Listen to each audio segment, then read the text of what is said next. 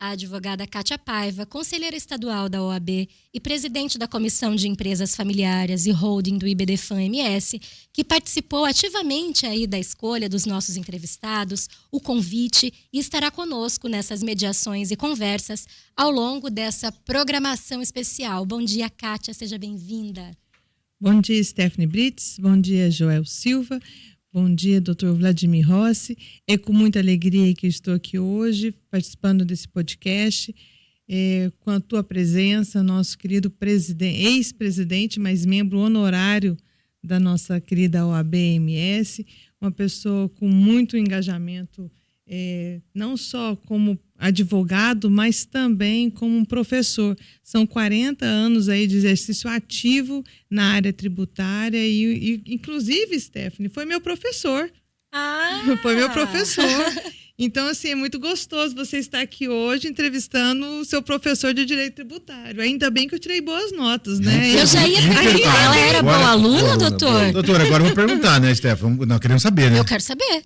Boa aluna. Boa aluna. Boa aluna. De verdade. Bom, né? De verdade. Sim. Não, eu tenho até uma passagem, doutor Vladimir, que na minha turma, que tem muitos conhecidos seus, porque hoje nós tivemos aí pessoas que continuaram na sua carreira jurídica, ele fez uma prova em que quase ninguém acertou nessa prova. No final do nosso semestre, a gente estava para formar e só foi 2 pessoas que passaram. E eu fui uma delas. Então, muitas vezes a gente pensa assim, né? Tudo bem, eu era uma pessoa que estudava muito direito tributário, inclusive fui estagiária de um grande amigo do doutor, que foi nosso querido doutor João Teodorico Corrêa da Costa, já falecido, que era um grande tributarista também, mas eu devo muito a você e muito obrigado por estar aqui e ter aceitado esse nosso convite. Doutor, vou começar abrindo aí a nossa rodada de entrevistas aí nesse podcast. O senhor iniciou nessa atuação da área tributária aí lá em 82, a gente falou isso no ao vivo durante o programa, e trabalhando aí também na divisão de tributação da Receita Federal aqui em Campo Grande. Como que foi essa primeira experiência do senhor e de que forma que ela te moldou dentro dessa área do direito tributário? Bom dia, Stephanie. Bom dia, Joel. Bom dia, Kátia. Obrigado pelo convite. Bom dia aos advogados da minha cidade e do meu estado. Nós que estamos próximos aí a uma data comemorativa, que é o dia do advogado ou da advocacia.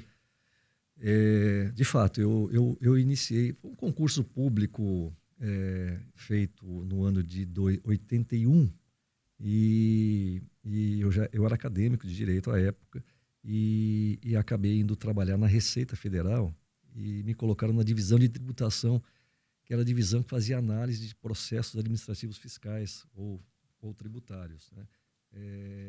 E isso acabou me levando para a área tributária. Foi essa experiência, diria, profissional, eu ainda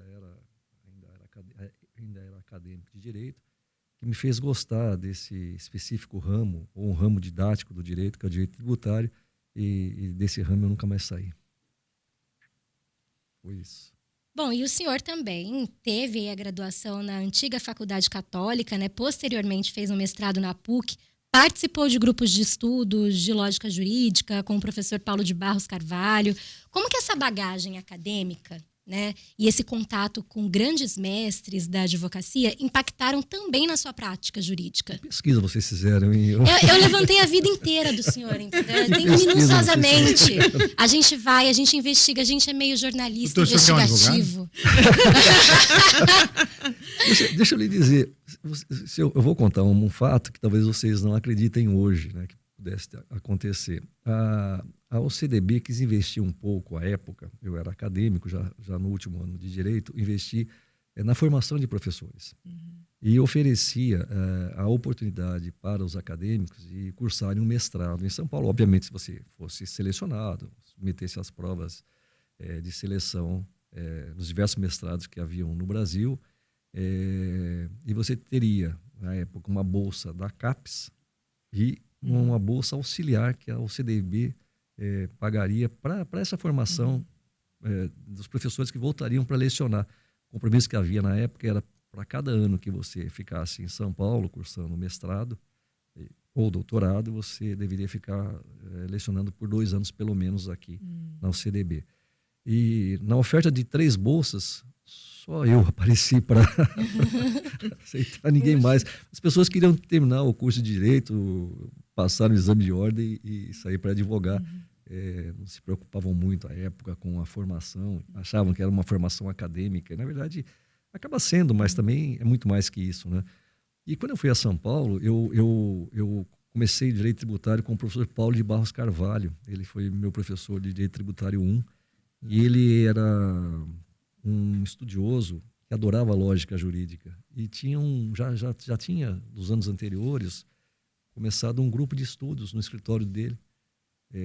Eu acho que até ele faleceu, acho que o ano passado, ele continuou com esses grupos de estudos. Eu participei durante 6 anos, 5 anos e pouco, e aprendi um pouco de lógica com o Paulo. Foi muito bom, uma experiência fantástica, né? E a gente acaba trazendo isso para a vida da gente, né?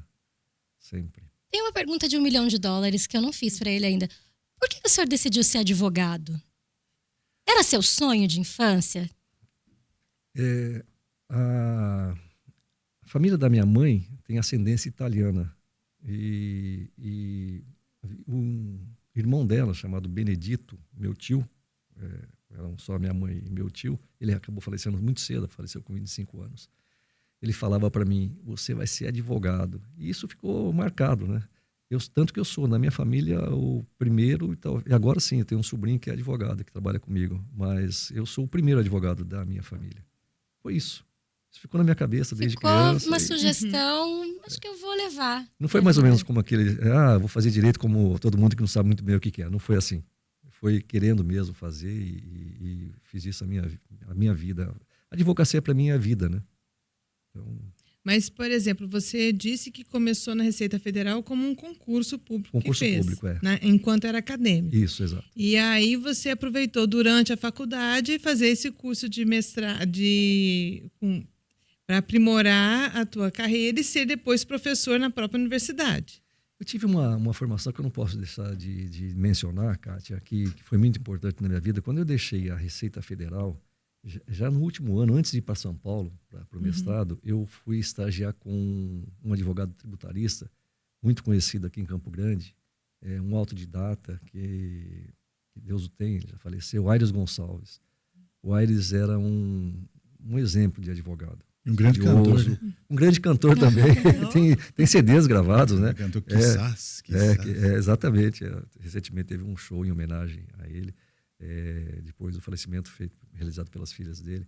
O Aires era um advogado que exigia muito da gente em termos de estudos. Eu me recordo bem, qualquer coisa que eu levava para ele, primeiro você vai estudar, depois que você estudar bem o caso. Isso faz com que a gente vá tomando um caminho na vida, né? Então, isso explica a facilidade que ele tem para o direito tributário, porque não é uma área fácil de ser escolhida bem no início de uma carreira quando você sai da faculdade, viu, Stephanie? É algo assim que você só entra quando você já adquire um conhecimento, uma base em direito civil, em direito empresarial, para depois você se levantar voo, sabe, Joel? Não é uma coisa, você constrói, então quer dizer que você já construiu isso muito antes. Eu costumava dizer, né, Kátia, acho que nas minhas aulas, eu lecionei por 23 anos na graduação, alguns anos na pós-graduação, dizia o seguinte, que, na verdade, o direito é uno, é inseparável, é inscindível, né? Há uma divisão meramente didática para você conhecer os diversos ramos, mas o direito, quando você fala em direito, é uma coisa só, não é? E eu costumava dizer, citando o direito tributário, há uma definição de tributo, que é no artigo 3º do Código Tributário Nacional, que fala que é toda prestação pecuniária, isso é compulsoriedade, isso é obrigação, onde você vai estudar em direito civil ou teria já direito. Instituído em lei, o que é lei? Esse ato complexo que é vontade do legislativo e do executivo, vai estudar em direito constitucional. Então, você está falando de direito tributário, conhecendo a definição de tributo, e já teve que conhecer direito civil, teoria geral de direito constitucional. E aí fala, instituído em lei e que não é uma sanção de ato ilícito. Onde se conhece ato ilícito? No direito civil, no direito penal. Então, veja, o direito é um só. Você, às vezes, faz essa separação didática para conhecer, para aprofundar um pouco mais. Mas, de fato, é uma coisa só, é inscindível mesmo. Agora, diante desse conceito do direito, fica mais fácil a minha pergunta, porque eu ia fazer ela meio que relacionada ao direito administrativo. Porque o senhor fala que a gente tem no currículo aqui que o senhor advogou para municípios. Sim. E no direito... Ainda advogo. Então, advoga ainda para municípios. Advogo. E aí eu quero chegar no seguinte, no direito administrativo, a gente percebe muita dificuldade em lidar com prefeitos, por exemplo, com a equipe de prefeitos do interior, pelo pouco conhecimento, às vezes, na coisa pública, né? Muitas vezes o prefeito era médico, é alguém mais simples, e aí acaba complicando um pouco a situação. Como que é isso no tributário também, doutor? Ainda é mais fácil ter essa dificuldade com essas cidades menores, vamos dizer assim? Existe um pouco de dificuldade, mas quando você fala em direito administrativo, eu lembro também, lá na definição do artigo 3º, está lá que o tributo é cobrado mediante atividade administrativa plenamente vinculada. Isso me lembra de que a política é a ciência de aplicar a lei de ofício. Política é isso. Administrar é cumprir a lei. Você, tanto atos discricionários quanto atos vinculados são atos submetidos à lei. Há um princípio no Brasil que é o princípio da legalidade, em que eu só posso fazer alguma coisa ou deixar de fazer segundo a prescrição da lei. Em direito público, isso é muito mais presente, não é, Kátia? O administrador só pode fazer o que está na lei. O administrador vem da administração da fazenda dele, do comércio dele, ele quer aplicar ali, ele quer resolver, às vezes, na boa vontade, isso causa problemas lá para frente. Né? Muitos problemas. Invariavelmente está ligado a isso. Eu quero fazer algo, eu quero criar algo para a minha comunidade, para a cidade que eu administro, mas isso tem um limite. O limite é exatamente a lei. Na verdade, a lei é o condutor, né, da administração pública. Né? Há uma confusão que se faz sempre, de que eu pratico com um ato de vontade, mas às vezes o ato de vontade está à margem da lei, aí eu não posso fazer, ainda que seja bom. Minha mãe fala que de boas intenções o inferno está cheio. É por aí. Com certeza. Isso mesmo. Doutor, com relação à nossa querida reforma tributária, que você fez uma entrevista no passado falando que aconteceria essa reforma tributária em algum momento, que você era a favor dessa reforma tributária. Naquele pensamento do passado, com o que efetivamente aconteceu hoje, era o que você previa ou foi completamente diferente do que foi o início da ideia da reforma tributária? Era e hoje aconteceu totalmente diferente ou era o que já estava esperado? Então, Kátia, a gente sempre falou em reforma tributária com um viés de simplificação do sistema, né? Um sistema mais operativo, que facilitasse mais a vida das pessoas e que não trouxesse um impacto muito severo da carga tributária. Essa reforma tributária promovida através da emenda constitucional 132, que deveria ser só sobre impostos que gravam o consumo, que aí avançou muito mais que isso. Primeiro, ela não é uma reforma simples, é uma reforma complexa, bastante complexa. Eu diria extremamente complexa. Então, esse objetivo de simplificação do sistema, na minha visão, não foi atingido. E é uma reforma tributária que, para vários segmentos, trouxe um impacto de carga tributária muito severo. Um impacto severo no sentido de que a gente está falando em incremento de acima de 200%, quando ela estiver plenamente em vigor, né? E mais, né? É um desafio para nós, cidadãos, porque nós vamos viver, a partir do ano que vem, com 2 sistemas tributários até 2032. Já não estava fácil. Com um só, imagina com 2. Você imagina com 2. Eu ia perguntar assim, se eu tivesse 5 anos, o senhor me explica depois, porque às vezes tem um nó na minha cabeça, entendeu? Eu não consigo entender exatamente como vão ficar essas coisas. Pois é. Quando é que a Constituição que está em vigor, ela é de 1988, ela tem 38 anos. 38 anos? Porque é a minha idade. Então, 38 anos. Aí eu te falo. E algumas emendas, né? Joel, nós vamos ter agora, nessa reforma tributária, existe um período de transição com relação à cobrança no destino, que esse período de transição é de 48 anos. Nós gostaríamos, mas acho que a gente não vai estar vivo para ver isso ter sido concluído. Ela começa, há uma transição agora, né? Essa transição com os 2 sistemas, que vai até 2032, que vai ser uma loucura, né, Kátia? Eu estou falando que a existência de ISS, ICMS, IBS e CBS paralelos, aumentando a alíquota de um e diminuindo do outro. Olha a confusão que vai ser isso, né? Não vai ser fácil. E aí depois você tem uma transição para uma definitiva incidência no destino de 48 anos. 48 anos. Uma Constituição que você falou que tem 38 anos. Então, a gente quer acreditar, mas é difícil acreditar. É muito difícil acreditar que isso vai dar certo. muito provavelmente alguma alteração vai se dar nesse caminho, né? Sabe qual que eu acho o maior problema disso? É com relação aos contadores que trabalham com a organização dessa tributação para o seu cliente, porque se nós não temos algo palpável, certo? Eles podem cometer erros que vão refletir em multas, penalidades, em que nós não sabemos nem como evitá-la. Agora, eu quero colocar junto com a observação da doutora Kátia, assim, essa pergunta está permeando a minha mente desde a hora que a gente estava ao vivo no rádio, eu não sabia como formulá-la, só me deu uma luz aqui, viu, doutora? É porque assim, o empresário menor ali, aquele que emite a nota e não sabe muito bem o que está acontecendo, porque ele tem um contador. Ele acha que ele já está sossegado só com esse contador. A importância do advogado, né? Em que tamanho dessa empresa? Eu acho que os contadores serão muito demandados nesse período, né? Eu acho que eles vão ter que se atualizar muito. Estou falando de uma legislação bastante complexa, né? Veja, eu nunca tinha visto uma lei complementar com 500 artigos. A lei complementar. E a cada 2, 3 artigos, elas reclamam a regulamentação. A outra lei, a lei ordinária, vai regulamentar, ou então o regulamento vai tratar disso ou daquilo. Enfim, a gente tem uma legislação muito, muito extensa para efeito de conhecimento, né?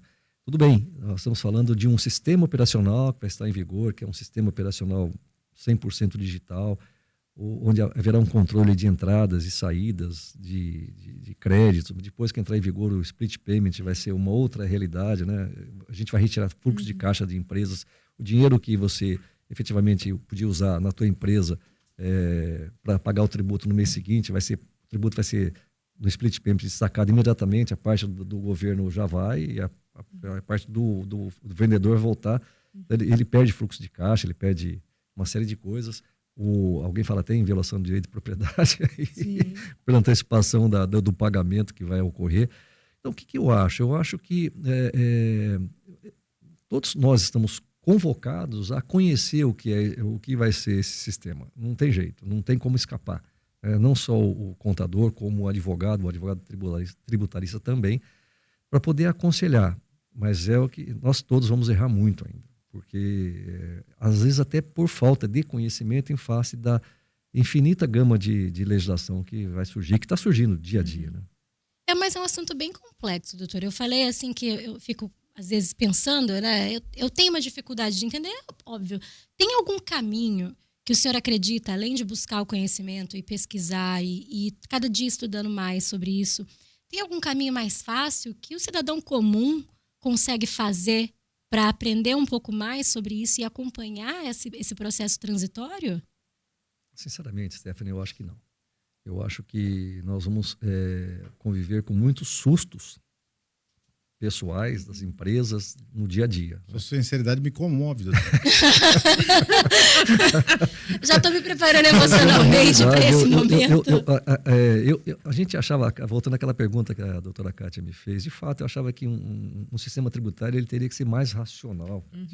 Falava assim, uma reforma mais simples, mas não é o que a gente tem hoje pela frente. Complicado. E mais, né? Se a gente observar, a gente tem que observar isso, que não foi só essa reforma tributária dos tributos que gravam o consumo, que incide sobre o consumo. Nos últimos 10 meses, Joel, nós tivemos uma reforma dos tributos sobre a renda muito grande, né? A gente está falando aí de dividendos que não eram tributados e passaram a ser tributados. A gente está falando de uma tributação mínima das altas rendas que não havia. A gente tinha um dispositivo na Constituição que falava que é possível criar imposto sobre grandes fortunas. A gente está tendo. E o que o governo estabeleceu? Grande fortuna é quem ganha 600 mil ou mais por ano. Essa é a grande fortuna, porque essa é a tributação mínima das altas rendas, paralela à tributação da renda. E são novidades que chegaram, Joel, e que as pessoas não se perceberam ainda. Mas já em 2027, quer dizer, esse ano todo, em 2027 eu vou ter que declarar e já estou tendo uma tributação, a retenção de 10% sobre dividendos acima de 50 mil reais, né? E eu vou ter uma tributação já ano que vem sobre mínima das altas rendas. Paralela a uma tributação de imposto de renda. A gente teve uma modificação bastante grande tributária no último ano, eu diria. E sem, às vezes, nos percebemos disso, né? Que a gente começou a ter uma responsabilidade na condição de empresa. A cada 3 meses nós temos que declarar o quanto foi distribuído para cada sócio. A gente ainda tem que fazer uma declaração pessoal de que você confirmar que aquele dinheiro entrou na tua conta. E tem mais uma outra observação, doutor, que se você recebeu menos num mês, abaixo do teto, mas no mês subsequente você superou o teto, ele não soma o anual. Ele te faz uma carga tributária para o seu CPF, mas isso é uma outra situação. Sim. Depois a gente vai conversar sobre isso, mas ficou muito mais difícil, sabe, Stephanie? É verdade mesmo. Mas aí me pega uma situação, porque eles falaram, com relação à reforma, que haveria uma redução de tributação para advogados de 30%, mas isso não é uma realidade. A alíquota, sim. A alíquota, você tem, a alíquota, se ela for, vamos lá, se ela for de 28%, nós teremos uma redução de 30%. Existem setores, segmentos que foram beneficiados. Já no texto constitucional, da emenda 132, né, vários segmentos com redução de 60%, e nós, isso foi um lobby da advocacia, dos profissionais liberais, e conseguiram uma redução de 30%. Mas se tivesse uma alíquota de 30%, de 28,5%, se tivesse uma alíquota de 30%, nós não temos essa alíquota ainda, 30% de redução joga essa alíquota 21%, ainda assim é alta, não é? Sim, com certeza. Porque, por exemplo, nós vamos pagar IBS e CBS, né, doutora Kátia? Hoje nós não pagamos ICMS. O IBS vai substituir ICMS. Então, o que está acontecendo? Nós que estávamos à margem de tributação de ICMS, por exemplo, como prestador de serviços advocatícios, vamos pagar um tributo que veio substituir o ICMS, que é o IBS. Isso já mostra para você como é que vai incrementar a nossa com certeza, carga tributária para nós advogados. E né? não só jornalistas, administradores, contadores, né? engenheiros. Jornalistas, então, inclusive. E aí, desculpa, até estou fazendo mais uma outra pergunta. O que o senhor pensa sobre esse CPF técnico? O CPF técnico. Porque é algo que às vezes o ouvinte vai querer entender sobre isso. O CPF alfanumérico, né? Esse CPF alfanumérico, CPF técnico, é porque o sistema adotado no IBS do CBS, ele vai exigir, inclusive da pessoa física, que ela se inscreva no CNPJ, porque haverá controle governamental de todos os ingressos, todos os créditos que vão ser gerados na aquisição de produtos e serviços, né? Porque, para a gente ficar bem claro para você, o IBS, o CBS, ele deveria ser chamado, como alguns já dizem, algumas pessoas já disseram, IST, que é imposto sobre tudo. Tudo que é tangível, intangível, que você imagina, você está pensando em alguma coisa que tenha qualquer valor econômico, vai ser tributado pela CBS, pelo IBS. Ah, mas não vai ter valor econômico, vai ser tributado pelo CBS, pelo IBS. Então, para isso, né, é necessário que todos tenham um registro, e vai ser esse CNPJ técnico, alfanumérico, etc., que as pessoas fixas, que não vão ser transformadas em pessoas jurídicas, mas vão ter que se inscrever para poder o governo ter esse controle de crédito e débito. Então, a pessoa simples vai ter que ter Todos vão ter. A frase, daqui a pouco eu vou pagar imposto para pensar, nunca foi tão próxima da realidade. Mas é exatamente isso. Porque ele tributa, inclusive, situações que não têm valores econômicos. Vejam, a gente, óbvio, tem toda uma legislação específica, tem outros tratamentos, mas, por exemplo, a gente começava a brincar muito, você tem um imóvel numa fazenda e você vai ceder esse imóvel para alguém que você contratou para trabalhar na sua fazenda, essa relação da cessão do imóvel é uma relação que vai ser tributada. Tem variações na legislação que permitam apaziguar, melhorar, mitigar, mas é isso que eu estou dizendo, vai ser tributado em uma situação como essa. Então, é um tributo realmente, dois tributos, na verdade, uma contribuição e um imposto que incidirá sobre tudo realmente. Em que momento que isso aconteceu, a gente não percebeu o que estava acontecendo, né? Exatamente. Nos últimos 4 anos. Pois é. Nos últimos 4 anos. É que a gente não parou para prestar atenção, Joel. É que o direito não socorre os que dormem.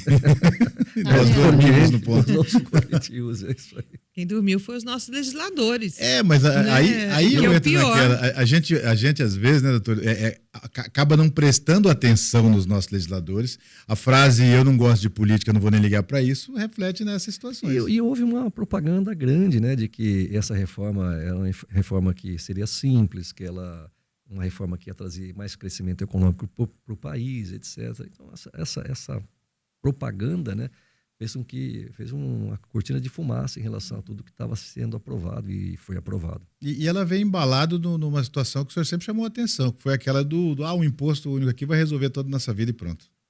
E o senhor sempre disse que não era bem assim. Não né? é bem assim. E nunca foi. Né?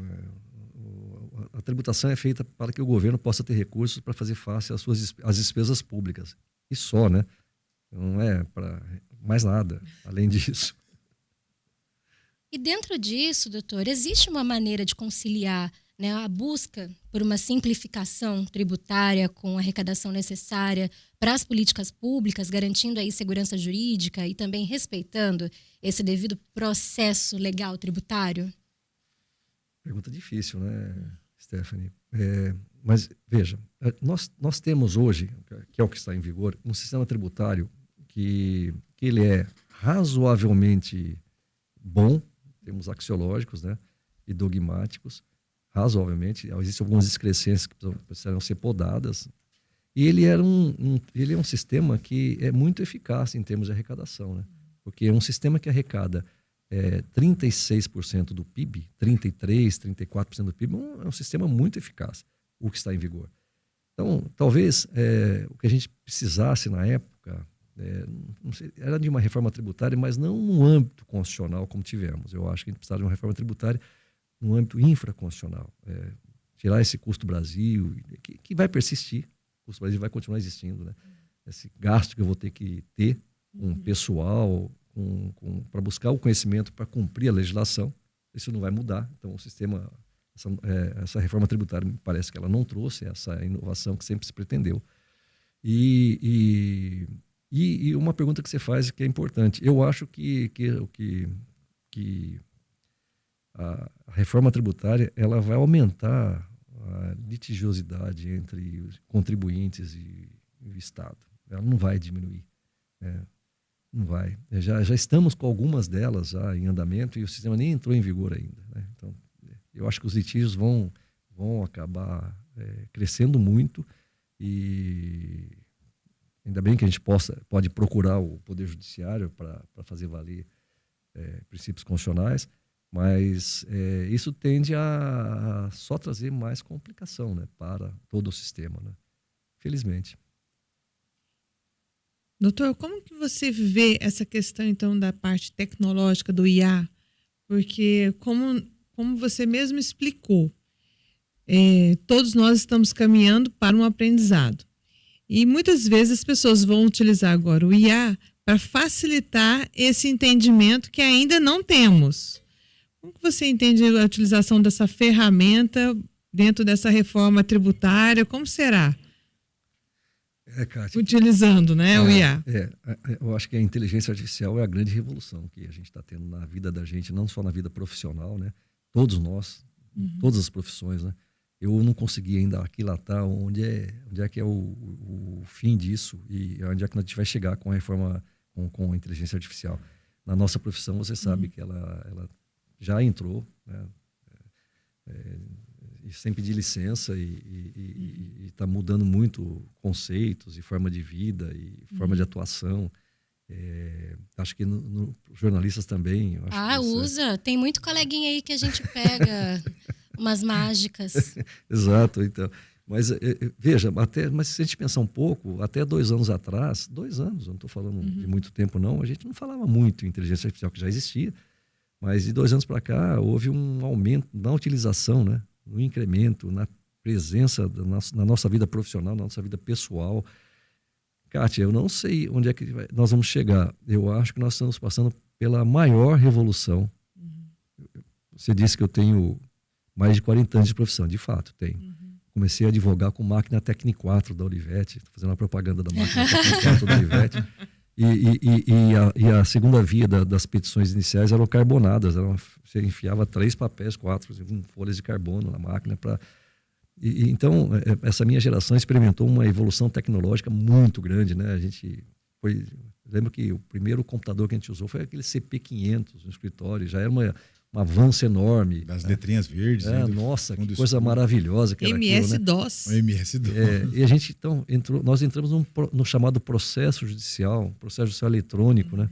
A gente, até um tempo atrás, as mesas eram cheias de processos, com 500, 5, 10 mil páginas de processos na mesa. Hoje não tem mais nada, você tem um computador, O fórum e os carrinhos de mercado carregando. O carrinho de mercado, eu lembro de ter ido a Dourados uma vez para buscar um processo, fazer carga no processo, eu carreguei no carrinho, literalmente num carrinho de supermercado que tinha, no fórum tinha aqueles carrinhos justamente para essa finalidade. Então veja que nós experimentamos uma evolução muito grande e a gente conseguiu vencer todas elas. Essa eu não sei se a gente consegue vencer. Essa é muito grande, porque essa eu não consegui ainda dimensionar, como cidadão e como advogado, até onde essa revolução vai nos levar, que é através da inteligência artificial. Mas, enfim, é algo que eu acho que entrou na nossa vida, não vai sair, e aonde vai nos deixar é que eu não sei. Eu acho uma ferramenta particularmente maravilhosa, porque realmente, quando ela é bem usada, bem administrada, ela faz você ganhar tempo, você ganha muita eficiência na hora do trabalho, mas realmente existe uma coisa que é insubstituível, porque a sua inteligência artificial ela pode alucinar a qualquer momento, né? Igual a gente já viu em casos de petição, até no dia a dia quando a gente usa, né? Dependendo mesmo. de como você vai treinando a sua IA, ela vai te respondendo da maneira que ela acha que vai te satisfazer para aquilo ali, né? Você falou uma coisa importante, porque, na verdade, ela é uma ferramenta importantíssima, né, para muitas coisas, mas você é o responsável, né? Exatamente. Afinal de contas, você é que assina embaixo. Ainda damos o comando, né? Nós que damos o comando. A responsabilidade é nossa. E isso eu acho que nunca vai mudar. Uma amiga advogada falou o seguinte: você sabe fazer o seu serviço. Então, a IA vem para complementar e te facilitar e otimizar o tempo. Mas você sabe fazer o serviço. E aqueles que ainda não sabem fazer o serviço? Aí eles vão simplesmente alucinar. E esse é o grande problema. Verdade. Porque daí ele vai ficar convencido que aquilo está certo, quando na verdade é só uma confusão. Ou seja, você está dizendo que eu tenho que ter conhecimento para poder utilizar a inteligência artificial. Você tem que, primeiro você sabe fazer escrever. Sim, tem que você tem que fazer a petição, a redação, a conta matemática, você sabe fazer e utiliza como ferramenta. Essa é a grande dificuldade. Até que ponto é muito fácil, doutor, se acostumar com o que é confortável, o que é cômodo. E esse é o problema. Inclusive, é o problema dessa geração nova, porque você se acomoda muito facilmente do que é bom. É difícil você voltar para trás. Então, a gente não vai voltar para trás. Mas, como iremos fazer daqui para frente, é o que vai fazer toda a diferença. Esse é o grande desafio, né? Vamos ter que continuar seguindo aí os ensinamentos do ET Bilu, buscando conhecimento o tempo inteiro para conseguir usar as nossas ferramentas no dia a dia. Doutor, eu vou agora falar sobre a sua gestão quando o senhor esteve à frente da OAB, lá em 2001, 2003. A seccional participou da aprovação de uma emenda à Constituição Estadual que vedou o nepotismo até o 3º grau. Qual foi o impacto dessa medida para a administração pública de Mato Grosso do Sul? Bom, vamos lá. Foi importante, foi um movimento da sociedade civil organizada. A OAB esteve à frente, mas nós contamos com muitas entidades da sociedade civil junto conosco, né? Foi um trabalho importante que nós realizamos. Veja, foi aprovada uma emenda à Constituição Estadual, né? Acho que o artigo 27, com alguns parágrafos em que proibiu-se o nepotismo, inclusive o nepotismo cruzado. Há um dispositivo lá que impede o nepotismo cruzado até o 3º grau. Vamos explicar o nepotismo cruzado para o nosso ouvinte. Você está no legislativo e eu estou no executivo. É isso? Você vai criando ramificações. Aí você tem uma filha, um neto, eu emprego ele aqui, você emprega o meu neto. Eu pego o meu carguinho aqui e emprego, porque eu não posso empregar o meu, emprego o seu. E eu emprego o seu. A gente faz essa gentileza, troca de gentileza. Ainda bem que isso acabou, né? Mas veja, as regras, elas... Pergunta importante, né, Stephanie? As regras, elas não tocam a realidade. As regras do direito não tocam a realidade. Se não tiver alguém com uma linguagem competente para fazer com que ela incida, ela não incide. Então, você tem um dispositivo importante, se você lê o artigo 20, acho que é 27, salvo o melhor juízo, da Constituição Estadual, vê lá que está vedado o nepotismo até o 3º grau, etc. O 3º grau, para quem não está se recordando ainda, sobe ao ascendente comum e conta, né, Kátia? 1, 2, 3. Então, você tem de sobrinho para tio, né? Você não pode empregar sem concurso público, obviamente. Concurso público é a regra e tem que ser sempre a regra. Eu sempre achei isso.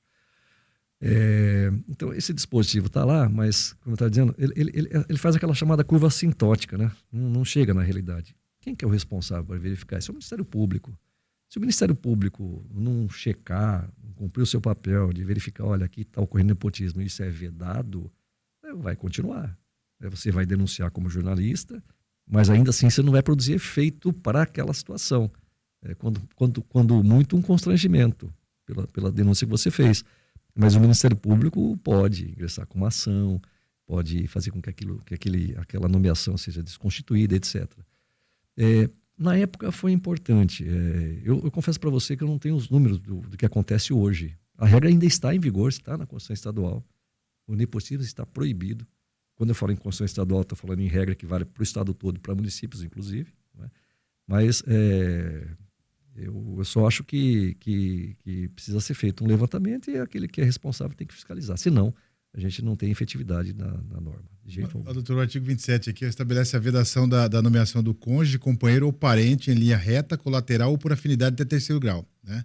Da autoridade nomeante ou de servidor investido em cargo de direção. Tem um município do interior aqui Perfeito. Que o prefeito... Está em vigor ainda, você pegou agora. O prefeito aqui, ele nomeou a ex-mulher dele. Ele já estava separado, né, judicialmente, lá está tudo certinho. Nesse caso... Eu acho que ex-mulher não foge à regra, né? A regra não fala em afins ou parente. lateral, mas eu acho que não há parentesco cônjuge, aí. companheiro ou parente em linha reta, colateral ou por afinidade até terceiro aí grau. avança até a união estável aí, mas no caso não há relação, né? Eu acho que aí não teria... Interromperam não teria relação. como. Salvo se houve o divórcio só para nomear depois, né? Também acontece. Voltar às fases Aquele após o livro, divórcio. aquele livro um pouco mais antigo, a Bíblia fala que não basta ser, tem que parecer. Isso aí.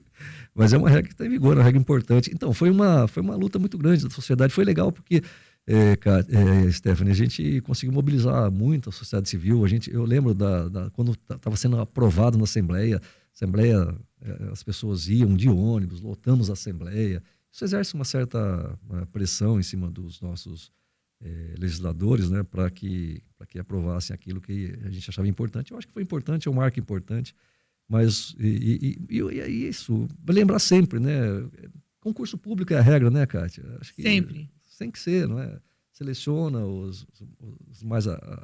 quem tiver habilitado entra, quem não tiver, enfim, vai estudar um pouco mais e segue a vida. Né? Agora, doutor, o senhor foi, eu não diria que saudosista, porque não faz tanto tempo, dessas manifestações na Assembleia. Eu vou um pouquinho mais longe, né? Nas outras manifestações, né? A gente não está hoje um pouco preocupado demais com a questão do que é de um lado, do que é do outro, e deixando de discutir a essência das coisas? Hoje me parece que a gente olha assim e fala, deixa eu ver se quem propôs isso é de esquerda ou direita, para eu saber se eu apoio ou não. E a gente acaba não discutindo a essência. É essencial, né? Não precisamos dar o que é essencial, uma né? chacoalhada e voltar. Eu acho que essa segregação que tem acontecido ultimamente na própria sociedade mesmo, né? Você, até na relação do dia a dia com seus amigos, né? O ser de um lado ou de outro tem implicado um certo distanciamento, e é muito ruim isso. E de fato, a gente acaba não discutindo o que é importante, que é a essência das coisas, né? Eu lembro que nós tínhamos gente de esquerda, de direita, de centro, juntos. Né? Até conviviam, né, doutor? Até convivíamos. Doutor, a imprensa e as redes sociais muitas vezes divulgam informações desconexas sobre impostos e reformas tributárias, gerando insegurança e que cuidados são indispensáveis na comunicação desses temas. Porque hoje as pessoas pegam aí o celular, toda hora tem gente fazendo sua propaganda pessoal, seu Reels. Como que o senhor vê isso atualmente? Muitos especialistas, né? Doutora Kátia quase meteu vocês da imprensa. Eu tô observando isso de rabo de olho. Vocês da imprensa, inclua-se nessa, viu, doutora Kátia? Sim, porque sentada nesta bancada... Você sabe que o jornalista pensa que é Deus, o advogado tem certeza. Eu penso que, na verdade, essa democracia das redes sociais, acho que ela é importante. Hoje ela veio... Antigamente nós não tínhamos isso, né? A gente... Não estou falando de muito tempo, não. Estou falando de 10 anos para cá. Muito rápido essa. Muito rápido, né? Então, essa democratização é boa, mas traz também alguns percalços, né? E um deles é a notícia que não é verdadeira, que não tem, talvez seja verdadeira, mas não tenha tanta profundidade, né? A ideia de que você tem a solução para tudo e não tem, né? Não existe soluções de prateleira para tudo, né? Pega o produto e vê, não há. Especialmente com relação à reforma tributária que você mencionou. A reforma tributária, ela, da forma que ela está, Kátia, sem sombra de dúvida, se você não verificar caso a caso, com um pouco de profundidade, você não consegue estabelecer qual o melhor caminho para ser tomado. Eu tenho falado sempre isso. A reforma tributária hoje, para quem está impactado, é conta. Eu tenho que fazer conta para verificar o que é mais interessante para a minha atividade profissional, para a empresa, e aí escolher o melhor caminho. Porque, de fato, soluções de prateleira, e geralmente essas soluções dadas pelas redes sociais são soluções mais genéricas, que eu acho que não estão compatíveis com o que é a reforma tributária hoje. Eu acho, é isso. E, doutor, agora também trazendo um pouco dessa sua vivência aí como advogado tributarista e até dirigente da OAB, como que isso influenciou na sala de aula? Porque o senhor continua, né, formando novos advogados e advogadas aí. O que o senhor trouxe dessa sua bagagem de experiência e que o senhor tenta passar para essa nova geração de advogados que vem aí? Stephanie, que pergunta difícil, né? Na minha atividade docente, o que eu também aprendi com professores que tive, bons professores que tive, o importante é estudar, pensar. Na atividade docente, em sala de aula, eu lembro que eu fazia muito isso, muitos seminários para que as pessoas pensassem. Diante de um caso concreto, com a legislação presente ali, elas pudessem, de fato, aprofundar o estudo, porque só estudo, na minha visão dessa época que fui professor de graduação, só o estudo pode fazer com que você se liberte e fazer com que você crie a sua própria realidade. Então, sempre pedi isso aos meus alunos. Vamos estudar, porque estudar acaba ficando um legado que ninguém tira de você, né? E você só aprende quando você estuda, não tem outro caminho, né? Então, talvez, se tiver algo que eu pudesse dizer que marcou essa minha atividade docente, é essa, de ter estimulado os meus alunos a pensar. Só pensa aquele que lê, que estuda, que cria, através da tópica, né, perguntas e respostas, né? Você consegue avançar. E acho que isso é uma coisa que ainda continua. Eu tenho feito isso no meu escritório, com as pessoas que trabalham, conversando com elas e procurando fazer com que estudem, porque não há um outro caminho para você buscar uma certa independência e honestidade intelectual. É isso. Doutor, o senhor é membro honorário vitalício da OAB e é detentor da medalha Heitor Medeiros.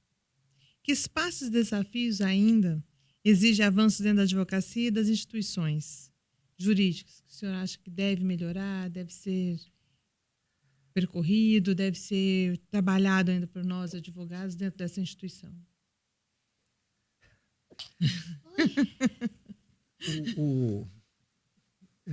Veja, nós temos, em termos institucionais, a Ordem dos Advogados do Brasil é uma entidade com poderes que diferem de entidades como a nossa em outros países. Nós temos o poder de ingressar com ação direta de inconstitucionalidade, enfim, nós podemos fazer o controle de constitucionalidade das leis. Veja que coisa importante que é uma entidade com uma força dessa, com um poder desse. E o advogado, né, a gente está falando amanhã, no dia do advogado, ou da advocacia, como queira, alusiva aí à criação dos cursos jurídicos, né, aquela lei de 11 de agosto de 1827. E como nós experimentamos um avanço, né, Kátia? Há um dispositivo constitucional que diz que o advogado é indispensável à administração da justiça, o artigo 133 da Constituição, né? Veja qual a importância do advogado para que efetivamente leve avante a defesa das pessoas, da sociedade, enfim. O que eu acho é que nós atingimos um patamar no Brasil constitucional que demonstra que a minha profissão ela é mais do que uma profissão para o meu dia a dia, para que eu ganhe sustento para sustentar minha família. Ela tem uma outra dimensão que é importante. Por isso que está na Constituição. O advogado é o defensor da sociedade. E só pode fazer isso se tiver independência e se tiver uma condição estabelecida por uma entidade que possa ajudá-lo na defesa das suas prerrogativas.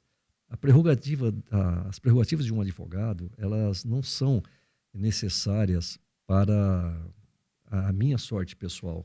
Ela é necessária para a sorte pessoal de quem eu represento, para conter arroubos dos poderes constituídos, não é? Então, assim, eu acho que cada vez mais a OAB precisaria, como entidade, servir de papel dessa sociedade, servir de elo dessa sociedade com os poderes. E o doutor falou uma coisa muito importante, porque muitas vezes, quando nós advogados no exercício profissional, e nós exigimos que nós temos essa prerrogativa pela profissão, nós estamos defendendo o direito do cliente. Do cliente. E a pessoa que está fazendo com que eu perca esse direito, ela esquece. Ela olha para a pessoa profissional e esquece que por trás de mim tem uma vida e é o meu cliente. Ele precisa ser respeitado, ele precisa ser olhado. Isso é muito importante que o doutor trouxe aqui. E mais do que tudo, a nossa instituição ela tem que ser apartidária. E ela tem que defender a sociedade como um todo, não só o advogado, porque ela tem um papel institucional muito mais importante, ela vai muito mais além do que as pessoas observam, né? Então, como diz o Mansur, a Casa da Cidadania, o doutor Bito Pereira também fala sobre isso. Mas, enfim, Joel? Não, eu já estou aqui pedindo para a Steph para a gente encaminhar para as perguntas, aquelas. O jogo rápido. Quem começa esse jogo rápido é Kátia Paiva. Cuidado, que ele é rápido aí, doutor. Deixa eu só passar a raquete pro doutor Vladimir aqui, que vai começar o ping-pong. Exatamente. Vamos lá, doutora. Uma qualidade indispensável ao bom advogado. Ética. Um hábito que ajuda a manter o equilíbrio. Perseverança. Um livro que deixou marca. Estado Babá. Estado Babá? Uma palavra para definir a OAB. Não subserviência. Reunião presencial ou virtual? Presencial sempre. Uma palavra para definir sua trajetória. Honestidade. Qual foi o maior orgulho da sua carreira?